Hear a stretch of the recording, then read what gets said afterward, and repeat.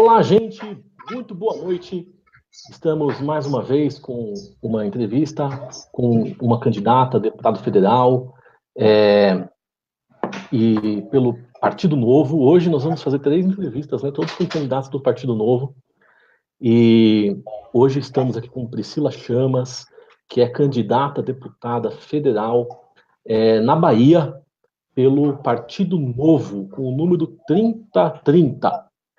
Então, boa noite, Priscila. Tudo bom com você? Fala um pouquinho para a gente sobre você. Boa noite. Boa noite, pessoal, quem está assistindo. Então, gente, eu nunca fui política na vida, né?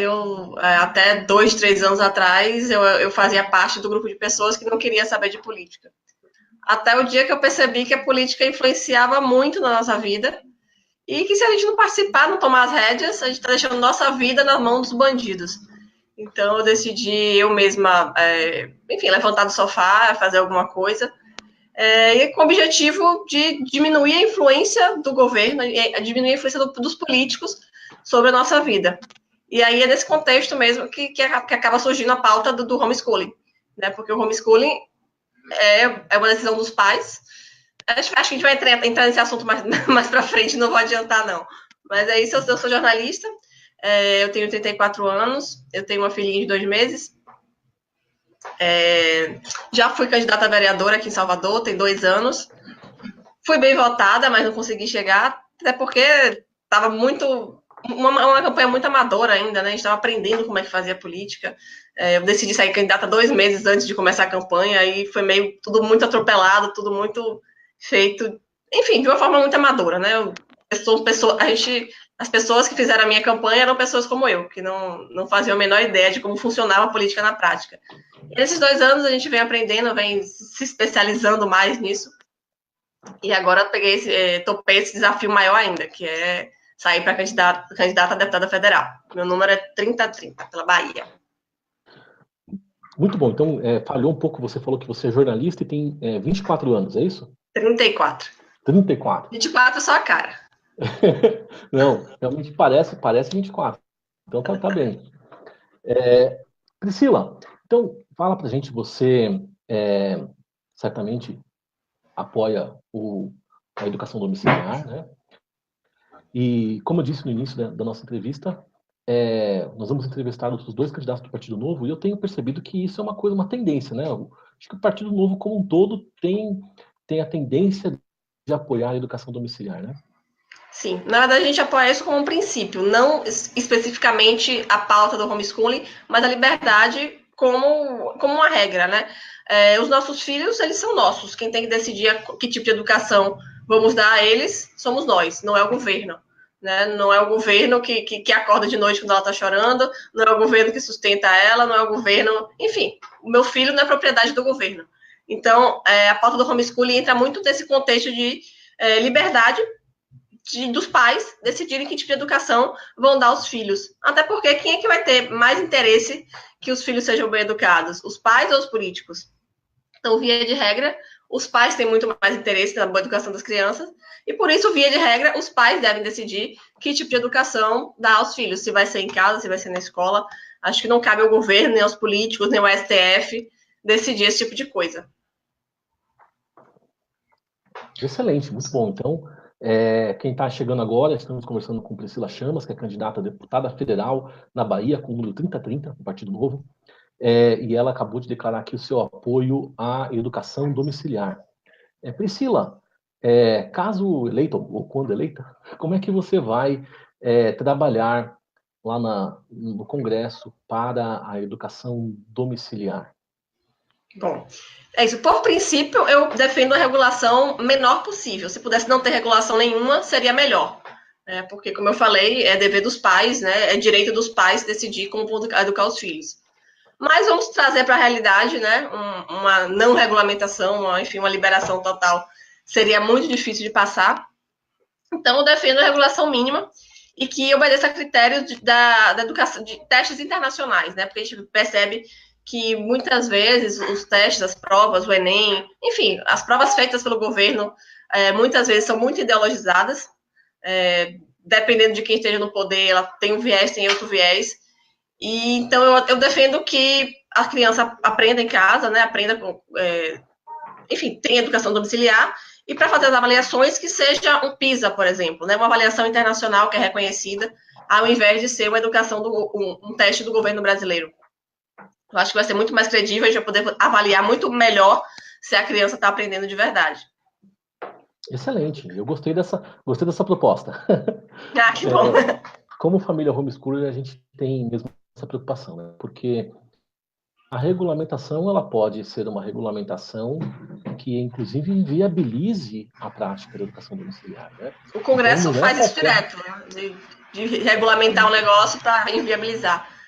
Então, Ainda mais quando diz respeito à liberdade, né? Parece que cada vez mais eles querem tirar a liberdade das pessoas, né? Em todos os isso. sentidos. Então, a gente gostaria mesmo de uma regulamentação que, como você falou, o ideal seria que não houvesse uma regulamentação necessariamente, né? Mas já que esta é a luta, então queremos que seja algo que seja que torne o homeschool, que não impossibilite a prática da educação domiciliar. É muito bom isso. E com relação às leis regionais, você acha que é algo também que a gente possa seja viável? Como é que você acha que você, como deputada federal e o Partido Novo aí na Bahia podem trabalhar para fazer também uma regulamentação em nível estadual e municipal? Bom, no Partido Novo, né, o liberalismo como um todo, a gente defende um federalismo, de fato. Porque no Brasil o poder é todo concentrado em Brasília, e Brasília legisla sobre a Avenida Paulista e sobre o Sertão do Nordeste ao mesmo tempo. E as realidades desses dois locais são totalmente diferentes, não dá para ter a mesma legislação. Quem sabe como é a vida nesses locais é quem mora ali. Então a gente defende que seja como nos Estados Unidos, né, que os estados possam definir suas leis. E de repente o homeschooling pode entrar nesse contexto também. Pode ter uma regulamentação no Ceará, uma regulamentação diferente em São Paulo, e até fica mais fácil para as pessoas votarem com os pés, né, que a gente chama, que é se mudar para os lugares onde a legislação é mais favorável. Então, eu quero educar meu filho por homeschooling e vejo que a legislação, sei lá, do Rio de Janeiro é melhor que a da Bahia, é muito mais fácil eu me mudar para o Rio de Janeiro do que me mudar para os Estados Unidos, por exemplo. Então, o federalismo facilita esse tipo de mobilidade, né? E não só com relação à legislação, com relação a impostos também. Porque hoje a gente paga 70% de tudo que a gente paga de impostos vai direto para Brasília, para depois voltar pagando todos os pedágios da corrupção, por via de emendas, favores políticos. Então a gente defende também que o poder e o dinheiro fiquem mais perto do cidadão. Né? Em vez de ir para Brasília e voltar, em vez de Brasília centralizar tudo, a gente precisa descentralizar. Primeiro o indivíduo, depois o bairro, depois a cidade, depois o estado, por último a União. E no Brasil essa lógica é invertida. Pois é, não, mas eu entendo. Realmente, infelizmente, o Brasil é muito centralizado, né? A minha pergunta foi justamente no sentido de se não houver a possibilidade de uma legislação federal, em nível federal, as legislações em nível local podem ajudar o homeschool. Porém, infelizmente, no Brasil, esse sistema federativo não funciona muito bem, né? O dia que, mesmo um estado produzindo uma lei ali regional, quando se vier uma lei federal para a educação domiciliar, ela vai sobrepor e acabar matando a lei regional, né? Isso é uma pena. Exatamente. Até foi por isso que é uma estratégia do Novo de focar em deputados federais. Nos estados que a gente ainda está pequeno, a gente só vai ter candidato para deputado federal, aqui na Bahia, por exemplo. E aí muita gente pergunta, mas era muito mais fácil eleger deputado estadual, por que vocês foram logo para o Congresso? Porque no Congresso que as coisas decidem, né? Que as coisas são decididas no Congresso. Deputado estadual no Brasil, infelizmente, não faz muita coisa. Ou felizmente, né? Depende do ponto de vista. Mas a gente quis realmente concentrar forças no Congresso, porque é de lá que vem as mudanças de fato. Excelente. E aí lá de dentro mudar isso, descentralizar o poder. Exatamente. Realmente, né? O Brasil é um país muito grande para estar centralizado dessa forma, né? Tantas diferenças regionais, até mesmo culturais, por que não dizer assim, né? Dentro do mesmo país, o tamanho que é o Brasil, não faz muito sentido. Exatamente. Excelente. Priscila, e uma coisa que você falou também, só como um comentário, né? Quem está assistindo a gente aqui, né? Há alguns países, né? Você falou sobre impostos, tal. Tem alguns países onde o homeschool é regulamentado, inclusive que as famílias que fazem homeschool recebem o dinheiro do imposto restituído, né? Então, Isso é interessante. legal, né? Eu não Porque sabia disso, mas é interessante para colocar isso na lei. Ou seja, aqui não só você não recebe o dinheiro de volta, como vira criminoso de uma hora para outra, né? O STF, infelizmente, né, há algumas semanas decidiu que 7.500 famílias são criminosas. Né? Transformou pessoas de bem em criminosos porque eles acharam que era assim e pronto. Então a gente tem que acabar com isso, né? Os políticos, os juízes, enfim, não existe nenhum ser iluminado que pode decidir sobre a vida das pessoas desse jeito. no mínimo 7.500 famílias, né? A gente acha que esse número é maior. Sim, eu quis usar o número oficial. Exatamente. Mas olha só, se você quiser dar uma pesquisada, pesquisa, por exemplo, como que funciona lá no Canadá, em Ontário. Lá em Ontário, eu sei porque a minha irmã está morando lá, e lá eles têm direito a receber de volta o valor do imposto. Afinal, a criança não está usando a escola, não está usando o ônibus escolar, as instalações da escola, o professor, nada, então o dinheiro vem de volta. Faz todo sentido. Aqui Vicente, a escola não funciona e a pessoa não recebe o imposto de volta, né? pois A é, criança não pode aprender em casa, não aprende na escola e fica por isso mesmo. é isso mesmo. É uma pena, né? É uma pena. A gente tem que trabalhar para reverter isso. Eu estou muito contente porque eu tenho entrevistado alguns candidatos aqui, alguns poucos, né? A gente tem feito, claro, é impossível fazer um trabalho de entrevistar todos ou a maioria. A gente tem entrevistado alguns. Existe lá na nossa fanpage um link para um formulário. Um Já me formulário. inscrevi, já me comprometi, assinei, tá Uma prometido. declaração pública de apoio à educação domiciliar. A Priscila já está com o nome dela lá. A Já gente tá lá.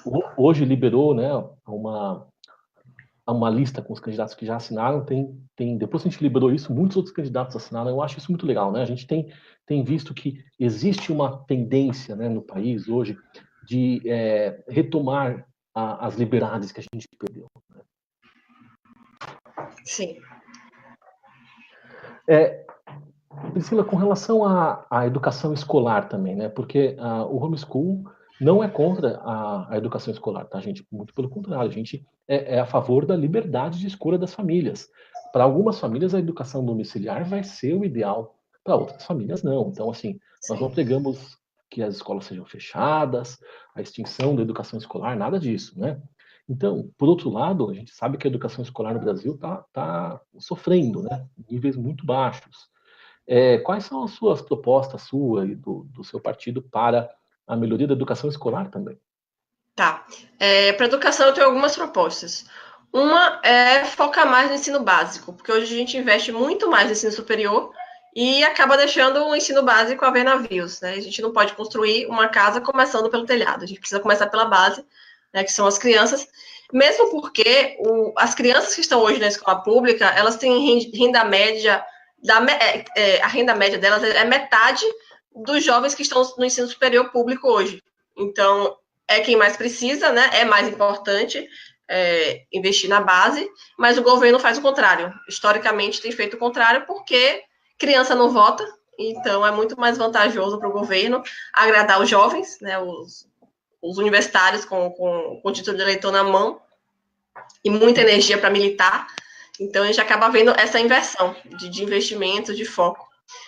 Além disso, aqui na Bahia, vou falar pela Bahia, porque eu sei da realidade, metade das escolas tem diretores indicados por políticos. Então, é um cara que está lá não por eficiência de gestão, não porque ele é bom no que faz. Ele está lá porque ele conhece alguém da secretaria que indicou ele. Então, ele vai ficar lá o tempo todo tentando agradar aquela pessoa que colocou ele lá. Não tem nenhum real interesse em que a escola melhore, que as crianças aprendam, que a educação como um todo funcione. Então, a gente quer implementar um sistema de conselhos de pais para gerir as escolas. Isso já existe em alguns países, existe aqui em Salvador, em uma escola internacional, que é um grupo de pais, né? Nessa escola que eu citei, são 8 pais que são eleitos pelos outros, e são eles que tomam todas as decisões referentes à escola.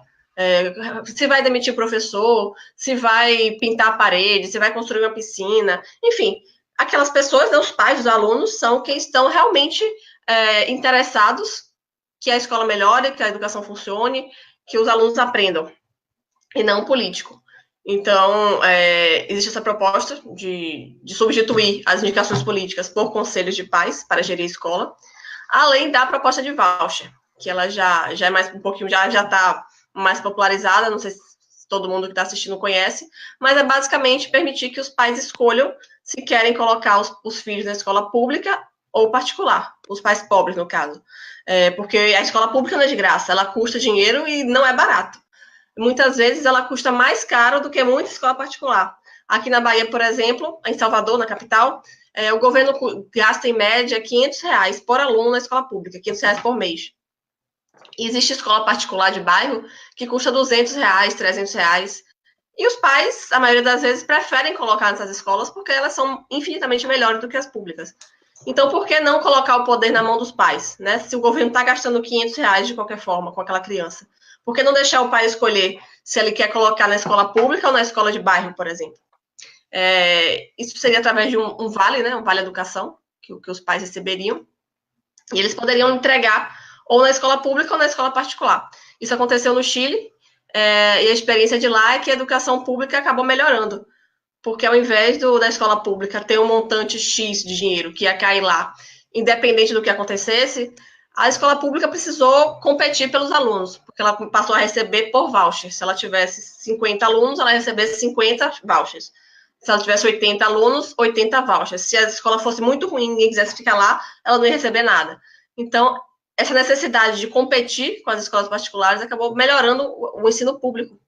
E hoje o Chile tem a melhor educação da América Latina, não é à toa. Então, assim, todas as minhas propostas na área da educação segue esse princípio, né, de deixar as famílias escolherem a educação dos filhos, e não mais o governo. Excelente. Essa proposta dos vouchers eu acho genial. Eu particularmente gosto muito. Eu acho que faz todo sentido. E realmente concordo que vai fazer com que o nível da escola pública melhore.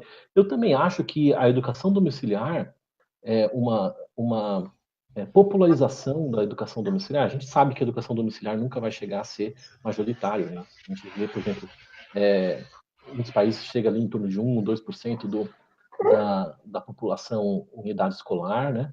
Nos Estados Unidos, que é o maior país que faz educação domiciliar, em torno de 3,5%, 4%.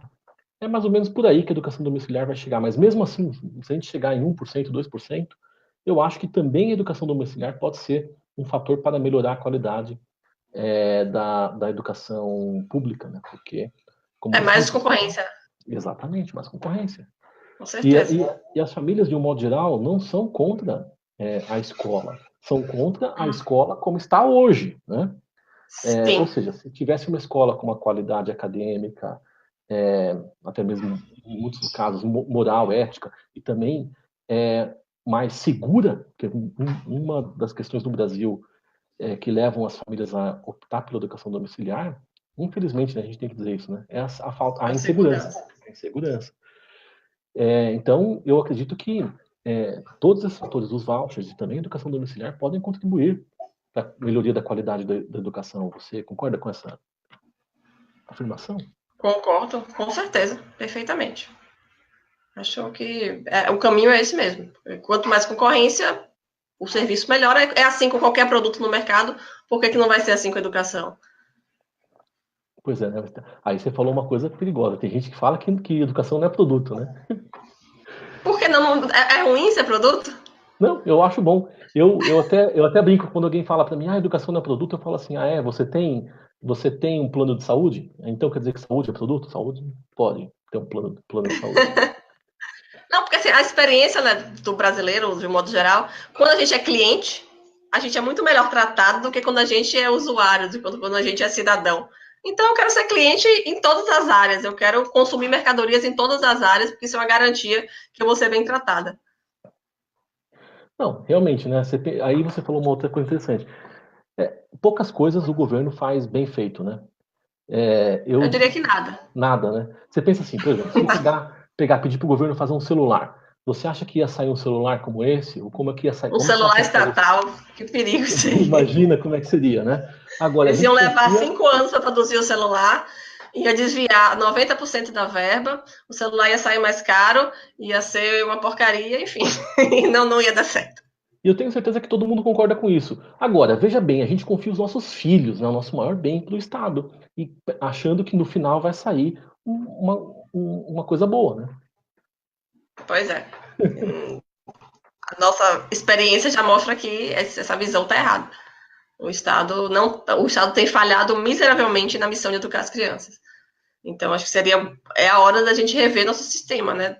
Dar oportunidade para novos modelos que já funcionaram no mundo, porque eu não estou aqui inventando a roda, né? Tendo ideias mirabolantes. Eu estou falando de coisas que já aconteceram em outros países e deram certo. Então, por que não daria certo no Brasil também?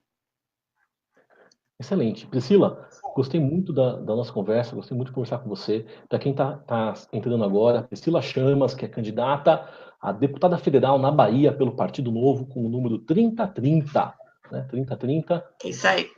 Priscila, eu quero te dar então agora um tempo para você se despedir do nosso público, dizer aí então, se você quiser falar sobre mais alguma proposta sua, fique à vontade. Pronto. Então, gente, eu queria só agradecer, né, quem está assistindo aí, a quem assistiu ao vivo, quem não conseguiu assistir ao vivo, mas vai assistir depois. Obrigada pela audiência. E quem for da Bahia, eu peço que entre na minha página, visitem meu site, priscilachamas.com.br, facebook.com/priscilachamas. Conheça as propostas. Enfim, se acharem que eu mereço um voto de confiança, peço seu voto, seu apoio. Acho que se todos os eleitores do Brasil fizessem isso, pesquisassem bem, né, a pessoa que vai votar, a gente não estaria nessa situação. Então, eu não quero que vocês votem em mim de olhos fechados, quero que vocês pesquisem, investiguem minha vida e decidam, enfim, com consciência. Excelente. Muito obrigado mais uma vez para a Priscila. Obrigado para quem assistiu esta live até agora. Eu quero dizer que hoje nós vamos ter ainda mais 2 entrevistas, tá?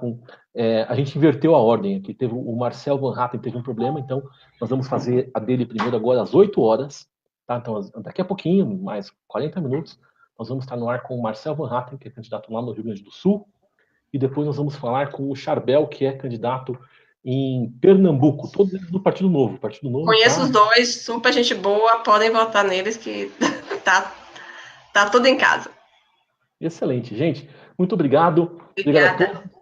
Tchau, gente. Homeschooling é Tchau. legal. Legal.